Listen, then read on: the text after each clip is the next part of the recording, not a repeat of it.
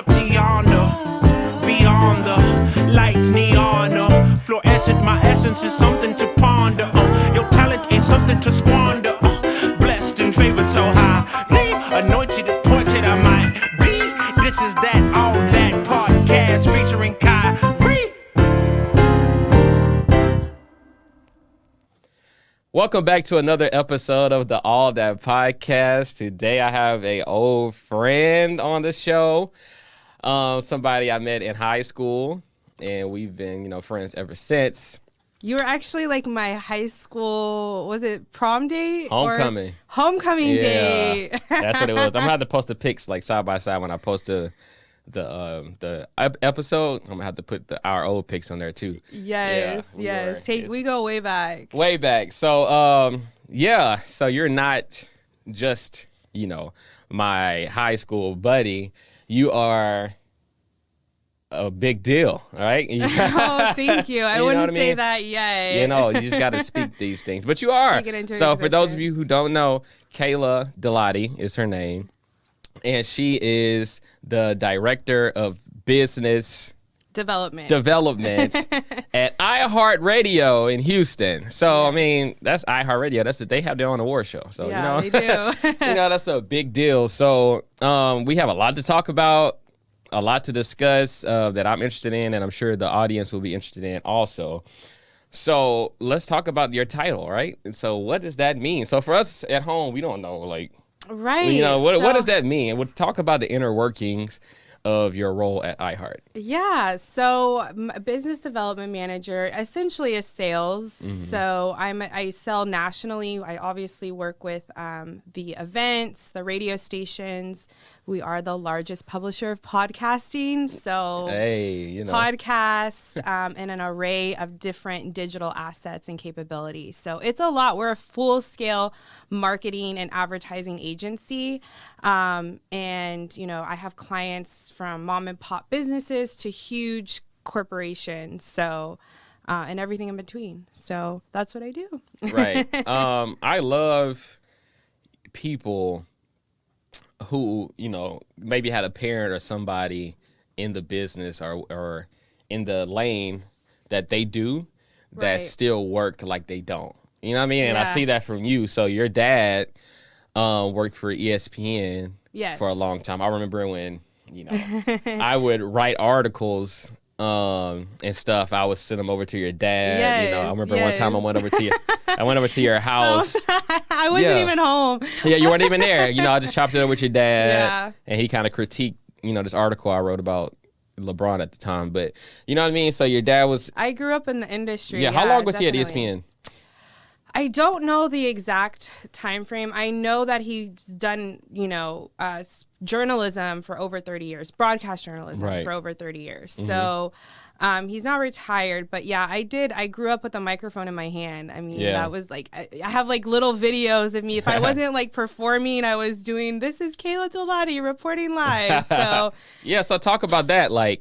At what point did it click for you that, okay, this is something I want to do, kind of follow in my dad's footsteps? So ever since I was little, I loved performing in front of my family. You know how when you're little, you'll make everyone sit down and watch you dance or whatever.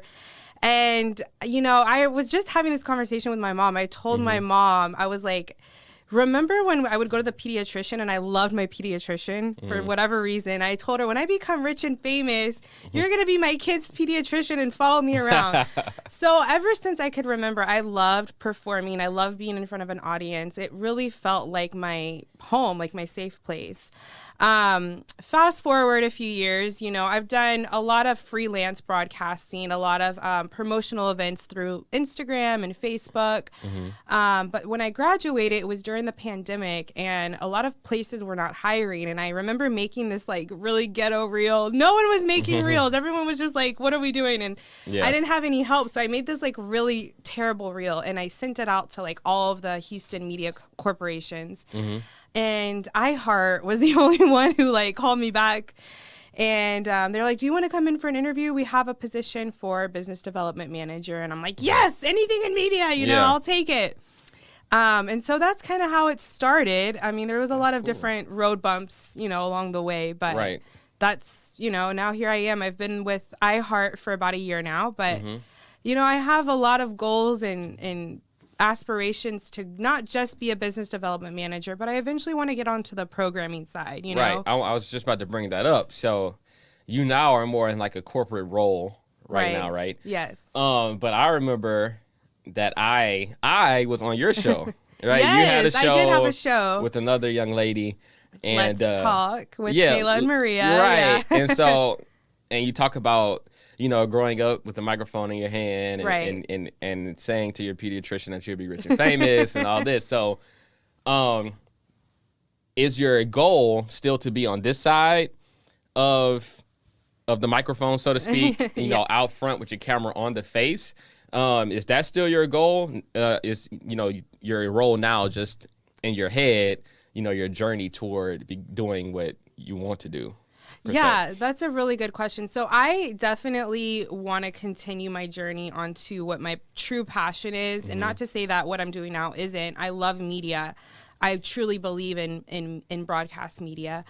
But I definitely am working towards just branding my own self through social media. And hopefully, we'll see where it goes. I'm in the very beginning phases of it. I'm, just now creating a website, but I want to incorporate all the things I love. So like food, I used to have Dine with Dalati. I don't really use that anymore, but food, doing interviews, just lifestyle, things like that, just all things media, lifestyle, food, just things that I love, and being able to showcase that to the world in the way that Kayla Dalati would do it. Right. I feel that. So I had Nick Skirfield on my show. He owns Skirfield Group PR agency, right? Okay. So he's also Bun B's PR guy. Oh, nice. And by the way, for those of you follow me on social media, you might have saw me. Bun B is huge in Houston. Yeah, you might have saw me at the gala this weekend with Bun in his green room, but that's neither here nor there. But I missed that. I didn't see that. No, don't worry, I'll send it to you. But no, so I had this conversation with him about Houston, right? So he was able to have a PR business in Houston where he represents a high-profile celebrity in Bun. And, he represents the House of Blues, all these, different places, right? Right. In Houston, right? He didn't leave to go to California or, actually, I think he came back from California after college or something to come to Texas. So we have, and I is like, a lot of people feel like they have to leave to make it, right? Yeah. But I'm like, we have so much talent here. Yes. And like, Beyonce. Biggest artist on the world. We have Megan Thee Stallion. We have Travis Scott. We have all these people, Lizzo, all these people from here, from Houston. And it's like, we can create something here. I agree. We have the talent, the media talent. Look at us. We have all of this stuff. So do you guys at iHeart, do they focus on Houston? So I'm a national, iHeart is the largest broadcast company in the nation. So no, we don't just focus on Houston. I know the Houston market very well, obviously, because I grew up here. Right. But we can extend, I can sell anything in any city, and it's just my home base is Houston. Right. But okay, so from working with iHeart though, and being just around the industry, what potential do you see in Houston? Because I feel like it's trending. 50 Cent moved here to start, doing media things, and he said he wanted to make Houston a new Hollywood. So I feel like people are seeing the potential. What do you see? I definitely think Houston has so much potential. We have so much diversity. I am so proud to come from this city. It's the city that made me who I am today and continues to mold me into who I am. And I feel like, people, you're hearing people from California, New York are coming because of our, taxes or, whatever reason. But I definitely think Houston is starting to become more recognized, and I want to be able to help put Houston on the map for media. Facts. Because there is so much talent here. You know, like you said, you, me, I mean, a lot of talent has come out of Houston. So I don't think, to circle back to your question, I don't think you have to leave Houston in order to make it. I think, you know, maybe starting here and, you know, building your brand or your network here in Houston is a great place to start, because not to say that it's not as competitive, but maybe it's not as saturated with people wanting to do the same thing, because our economy is really built on oil and gas. So it might kind of be a different, you know, avenue to make a break into media versus going to LA or New York or, you know, a larger city. Right. And, you know, we are like the third, fourth largest city in the United States. We are. Yes. Yes. So let's act like it, people. Yeah. It's so Houston is the fourth largest iHeart network. I think it's New York City, Los Angeles, Chicago, and then Houston is right after. Right. So really, yeah, we are. Just makes sense, right? So what advice, right? So I'm pretty sure you, with your decision to go into this industry, you had conversations with your dad, right? Right. What is, and my mom too. And your mom. What are some of the most, you know, crucial or important advice that they've given you, as far as what to expect going into this life? It's a very cutthroat industry. You definitely have to have thick skin. And if you don't have thick skin, you're going to have to develop it, because, you know, there's going to be a lot of different curveballs thrown at you, and you're going to have to learn how to handle it, you know? Yeah. So I definitely think, you know, having thick skin, and then like with anything else, you have to be consistent. It's a lot of work. Media doesn't stop. It's 24/7. I always tell people, you know, just because I'm on the business side of things doesn't mean I just get to, you know, when the day is done, go home. I'm constantly working. I work 24/7. So you have to love it, essentially. If you don't love, you know, media or this industry, you're not going to make it. Right. Because you do have to work at it every day. And like everything else, you have to be consistent. Consistency is so important. Right. So, yeah, I would say you have to love it, be consistent, have thick skin, because there's a lot of, I don't want to say hate, but, you know, you're putting yourself out there. Like you said, it's cutthroat. Yeah. So, you know, I want you to talk about this, but when I bring this up, I know people, especially men in particular, with some women, a lot of women I talk to feel like this too. With some, you know, when I bring up, because I have my friend Mariah on the show. She's an attorney, has her own law firm, and so we talked about, you know, some of the issues she had to deal with being a woman. Oh, yes. In a male-dominated industry. Yeah. And I know when I bring that up, some people want to roll their eyes, but, you know, the truth is just the truth. So can you talk about some of the issues you've had to run into? Yes. Oh, my gosh. So I used to think it was all BS, like, oh, whatever, you know, there's no such thing as that, whatever.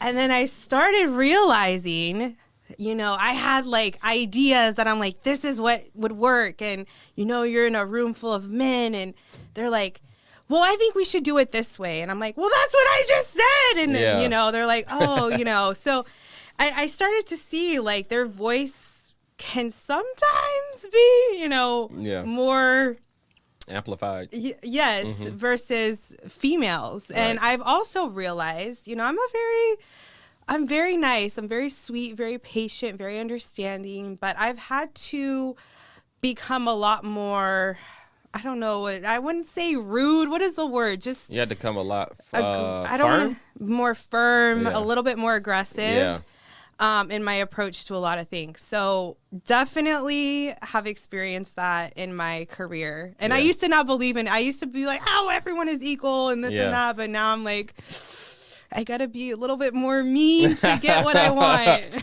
Yeah. So following kind of the same path, but kind of not. So you are a woman who is very driven, ambitious. Like, I feel like your work comes before everything. Yes. How has that affected your love life? Yeah, so you know, I'm young, ambitious. I want to be an example for other young women. You know, especially, you know, coming from Houston, where there's a lot of poverty and a lot of people who, you know, they don't have the kind of, they feel like they don't have the resources to become something. And I want to be an example for those people, especially being a minority. Right. So I just work so hard, and my love life, you know, it is hard because like right now I'm not drinking because of some things I have coming up. I gotta get down to a certain size, and you know, it's, you know, what fun is it? I know you don't drink, Khyrie, but like going on a date for the first time with someone, and you know, you want to like let the nerves, you know, go away a little bit. Which is why she wish she would have drunk before she came. I was like, I needed drink a shot before she came on the show. But I'm not drinking right now. Yeah. So it's definitely, I wouldn't say affected. It's just, I have like my eye on the prize, and I feel like, you know, whoever wants to come along is welcome. And if you don't understand, then, you know, that's that. But, you know, I like to, you know, I date around. I like to have fun. Yeah, you just, you know, hey, nothing like a free meal, right? That is very true. Y'all don't think we know this, but I know some of y'all be going on dates just to get that free meal, but you can't knock the hustle, you know? You know, I travel a lot. I got a lot going on. I gotta keep myself entertained somehow. I don't need the free meal, but it's nice. Have you and your dad talked about this? So, or your mom? Did you know? I feel like we've seen in our time, we've seen technology move at such a fast pace. So when we were little, you know, you couldn't use the phone at the same time you used the internet. You know, stuff like that. You know, so we saw it move. It's constantly evolving. We saw it move at such a fast pace, and then you have this invention of social media, which has changed everything. So I'm pretty sure your dad had been in journalism and all this business, you know, the media business for 30 years. Right. Where it was different. Definitely. Compared to now being in a business with social media. And I feel like now you kind of, you know, have to be well versed in social media. You kind of have to be posting and staying on top of that. Whereas before, you know, you get a I don't know the correct terminology for it, but you get a story, right? You write that story, you put it in the newspaper, or you know what I mean? It's like broadcast live. Yeah, it was like very textbooky. Tune into the radio. But now it's like this whole new sector, right? So have you guys had conversations about that? I mean, we have. You know, when I was an intern at my college radio station, we did talk about it a little bit on my little show there, and he, you know, he's definitely, my dad has Twitter and he definitely he's definitely on Twitter all the time. Yeah. He's definitely grown with the times, and that's a thing. That's another thing I would say. You know, going back to what does it take to be in media? You definitely have to be willing to go with the times, adapt. Adapt exactly. And social media and digital and all of that is literally front and center right now. It's number one. It's, you know, it's everything right now. So I feel like, you know, it's just really important to stay on top of your social media, and, you know, it can be a toxic place. I get that, but use it for the good. You know, there's also a lot of positivity you can find on there as well. Right. So, okay, we're going to role play a little bit here, and I want you to talk to me as somebody you're giving advice to on what it takes to, let's just say, get in front of somebody important at iHeart, right?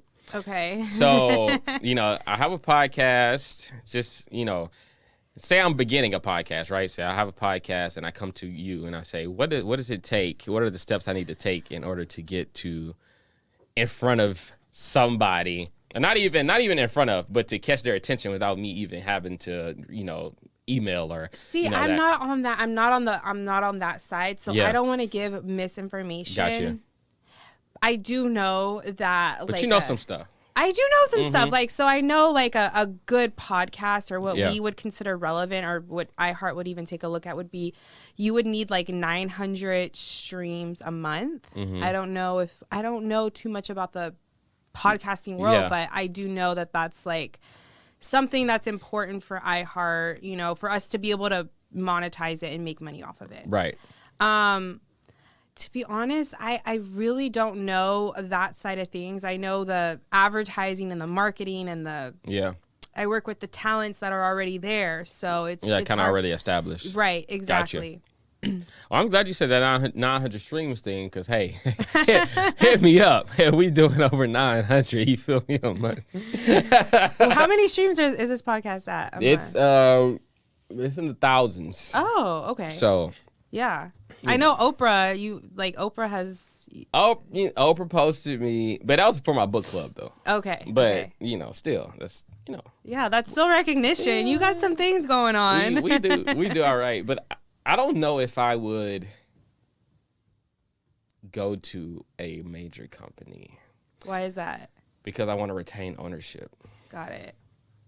Yeah. I feel like that's important. Yeah, I mean, stay true to yourself for sure. I think a lot of people might think I'm crazy by some of the shit I post or what I do, but at the end of the day, I can always say that I've stayed true to myself, and I think I want other women and other people to see that and be like, okay, it's okay to be myself. I don't have to pretend to be this or that. Yeah.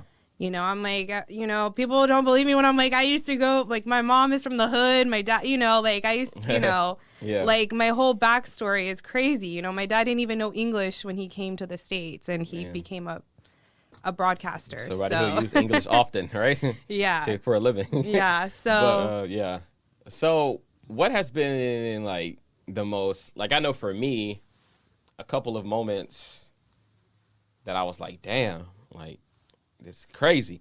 Like, I remember I had this guy named Torre on my show, and when I was in 3 years prior, I was in college. I went to the Barnes and Noble in San Antonio, and I brought his book. Mm-hmm.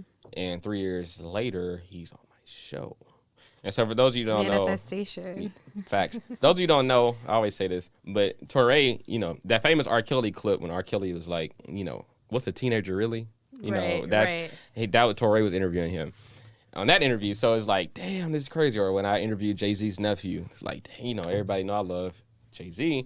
And so I'm like, damn, I'm sitting here with his nephew. This is crazy. So what moments have you had like that in your career where you're interviewing somebody, or you just in the spot or a place and you're like, dang, this is crazy? I don't think I've hit it yet. Yeah. I mean, I'm thankful for everything, like, up until this point. I can't pinpoint, like, one moment. I think the iHeart moment should have been it too. Yeah, when they hit you like, hey, we're hiring. Well, like that's yes. That was a very exciting moment. Yeah. But I feel like I have so much more in my, like, crazy head that I want to accomplish. Yeah. I'm just thankful for everything that is led up to today and where I'm at. What's so important, and I'm realizing this when I'm talking to you, it's how crucial having a great support system is. Absolutely. Because you have that, Yes, my parents are very supportive. My mom, I call my mom every day, and she's basically like my manager. She is my manager. And my dad is just, he's there when I need advice on, how should I pitch this or that, or, this story. The reason I thought that, because I was about to ask, like, did you have anybody to where, you told them something and they kind of brushed you off? But I was like, I feel like the people that you really care about opinions is your parents or somebody close to you. But maybe you did have that. I don't know. But like people not believing in you. Yeah, it's kind of yes. Yeah. Yeah. I've definitely had that for sure. I feel like people see me like as, I like to be myself. So I post like sexy or whatever I'm feeling on Instagram, and they feel like I can't be a businesswoman or, do the things I want to do because I post what I post. But it's like, my friend, why can't I be both? My friend Mariah, the attorney I was telling you about, went because she posts like she go on vacation, she'll post herself in a bikini or whatever, and they judged her based off of that, right? And didn't think that she could kick ass in court, right? Which they got proven wrong, obviously. I think that goes back to the other point you brought up earlier, how like women are not as the equality between men and women when it comes to the work environment is not equal still. And it's like, why can men go and hire strippers and do cocaine and be like well-respected businessmen, and then women can't, post a sexy photo on Instagram? It doesn't make sense to me. It doesn't. But hey, We're as here. long as it's tasteful. I mean, Yeah. even if it's not, whatever, just be yourself. That's all I care about in people's, my relationship with people. Right. Well, I'm proud of you. Thank you. I'm it's proud always, of you too. Thanks. Thank you. It's always interesting. Started from the bottom. Now we here. You know what I mean? You came a long way from me. First time I met this woman was at our house. And for some reason, I was dancing on Michael Jackson, which is not, That was always crazy. Khyrie, yeah. Always dancing, right? So it's crazy from that moment. And who would have known? Like, we would be here today here, doing a podcast. like, yeah. You're at iHeart, Yeah. I'm doing my thing. Yeah. It's kind of like, damn. And the time is moving so fast. Yes. But you'll look back and be like, everything, all the struggles and everything that I sacrificed is going to be all worth it one day. For sure. It's all a part of the journey, right? Right. It wouldn't be worth it if you just got something but you didn't put any work in, you know what I mean? You wouldn't appreciate it the That's same. very If you listen true. to somebody give an acceptance speech for an award, they don't really spend that much time on the award itself. Right. They talk about, man, we went through so many obstacles getting this movie done, or, Right. We stayed in the studio until 3 a.m. every morning getting this track done. Like, they Right. talk about the process. Right. And that's the hard work, the yes, nitty and gritty. let's spend a little time on this. Yeah. Because me saying this led me to think about something else. This generation does not want to work. Yeah. You know what I mean? They don't understand the No. importance or what you Yes. can gain out of putting in the work. Yes, it's like, because everything is so accessible, right? Everything's at your fingertips. Right.